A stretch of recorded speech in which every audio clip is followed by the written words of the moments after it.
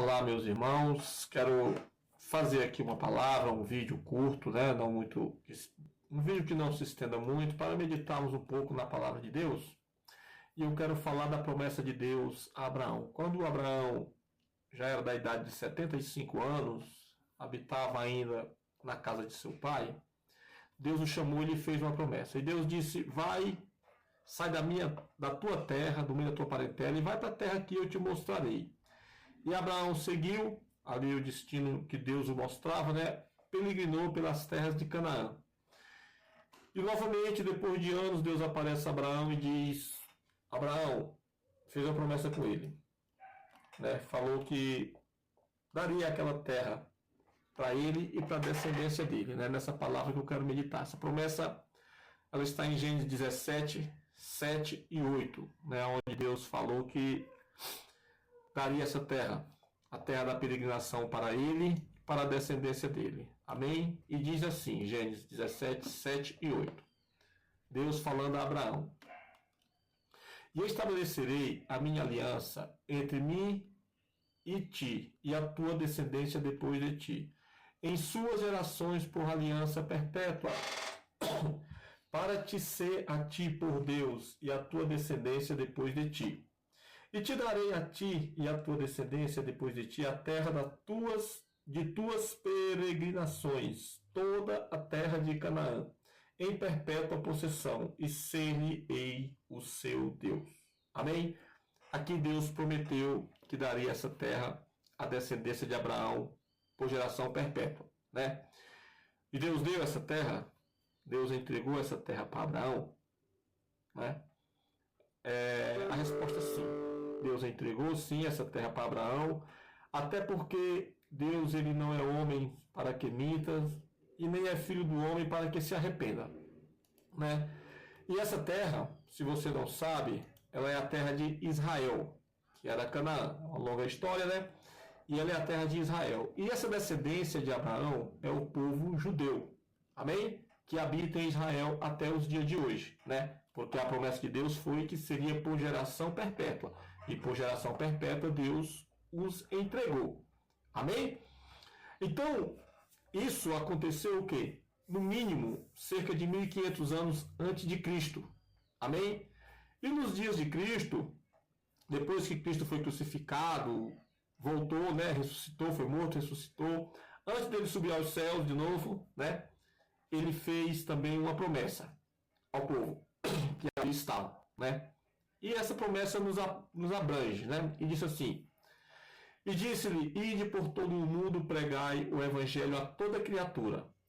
Quem crê e for batizado será salvo, mas quem não crê será condenado. Esta promessa de Jesus está no livro de Marcos, capítulo 16, versículos 15 e 16. Amém? Então, vimos aí que Jesus, ele também fez uma promessa, e essa promessa foi a nós, né? Quem crê e for batizado será salvo. Amém? Então, eu creio que todos nós, né, queremos a salvação. É uma certeza que nós temos, que um dia nós morreremos, né? Quando a gente nasce, já começa uma contagem regressiva até o final da nossa vida, né? E eu creio que eu, como você que está assistindo esse vídeo, pretende alcançar essa salvação, né? E Deus te fez a promessa: se tu creres e for batizado, será salvo.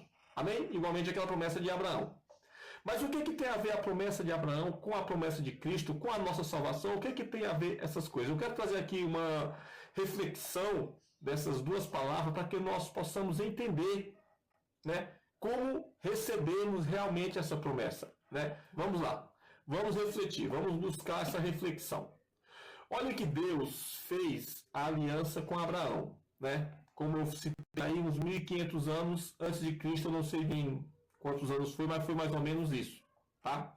E ele cumpriu esta aliança ao povo judeu, e hoje o povo judeu, ele tem o território de Canaã, que é Israel, então estabelecido lá. Amém? Vamos falar um pouco sobre isso.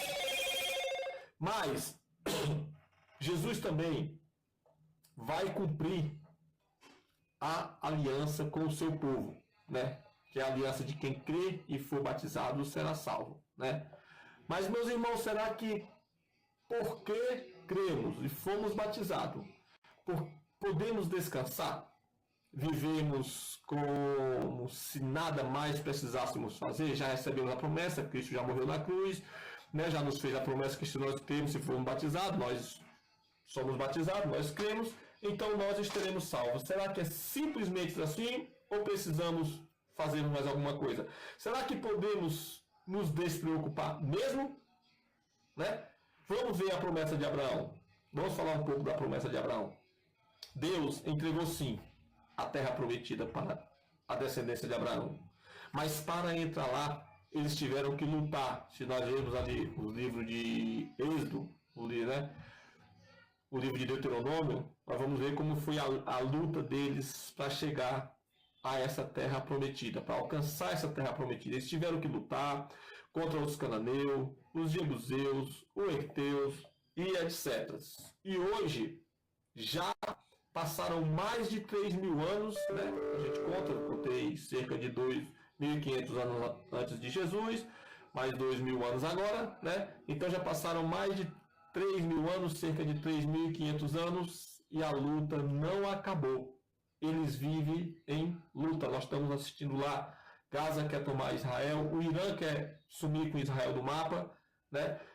Até o Iêmen, um país pequeno, a gente nem vai falar desse país, está apoiando a luta de Gaza contra Israel, através de grupos terroristas também, não apoiando grupo terrorista, né? E eles lutam para se manter. Ninguém vai tirar eles de lá, isso é certeza, porque a terra Deus os deu.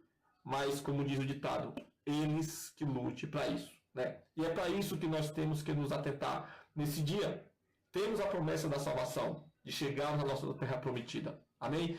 Mas temos que irmos à luta para entrarmos na nossa terra prometida também. Temos que lutarmos.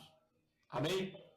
Claro que a luta é diferente, porque a luta de Israel, o território de Israel é um território físico, que se nós formos lá, quem vai lá, vai de avião, consegue pousar o avião, consegue ver, consegue estar ali, porque é um território físico. A luta deles é física pelo aquele território. Nós queremos alcançar, a nossa promessa é espiritual, que é a promessa da salvação. Nós não podemos agora irmos lá e voltarmos, porque é o mundo espiritual, né, que nós queremos alcançar. Amém? E a nossa luta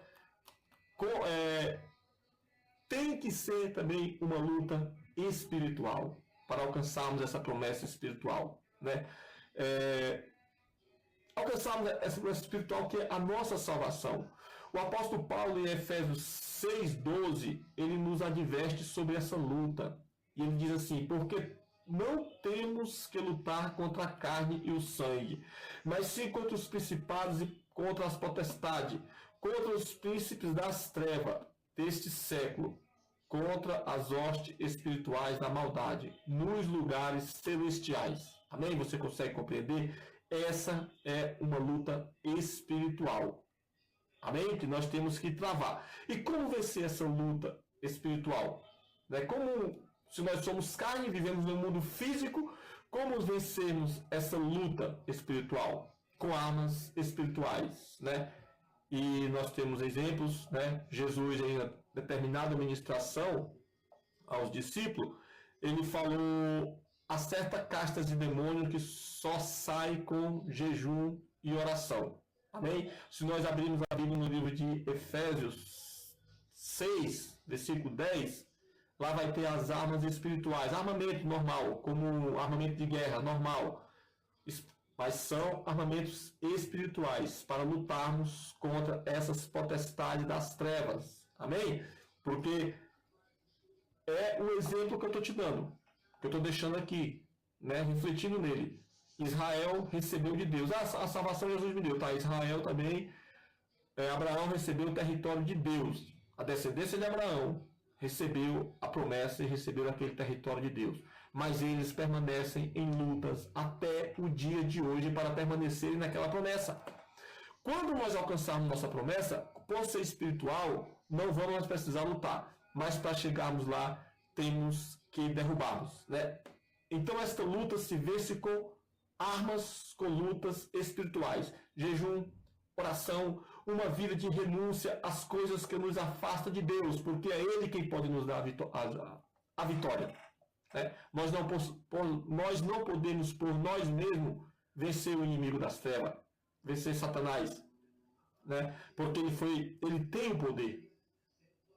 Mas em Jesus nós podemos vencê-lo. Amém? Ele já foi vencido. E em Jesus nós também podemos o vencer. Mas só temos Jesus se nos afastarmos daquilo que nos afasta de Jesus. Né? Jesus também falou: resisti ao diabo e ele fugirá de vós. Então, a partir da hora que nós tenhamos o entendimento e a capacidade de resistirmos àquilo que o diabo nos oferece, muitas vezes disfarçado de coisas boas, se nós resistirmos, ele também nos afasta de nós. Amém? Glória a Deus. Essa é a reflexão que nós temos que lembrar, que pensar, que refletir. Né? É uma promessa de Deus, nós ganhamos essa promessa de Deus, mas assim como Israel luta pela promessa de Deus, nós também temos que lutarmos essa luta, só que espiritual. Amém? E para terminar, deixo esse versículo que está em Apocalipse 2:7, que diz assim: quem tem ouvidos, ouça o que o Espírito diz às igrejas. Ao que vencer, dar-lhe-ei a comer da árvore da vida, que está no meio do paraíso de Deus. Amém? Glória a Deus.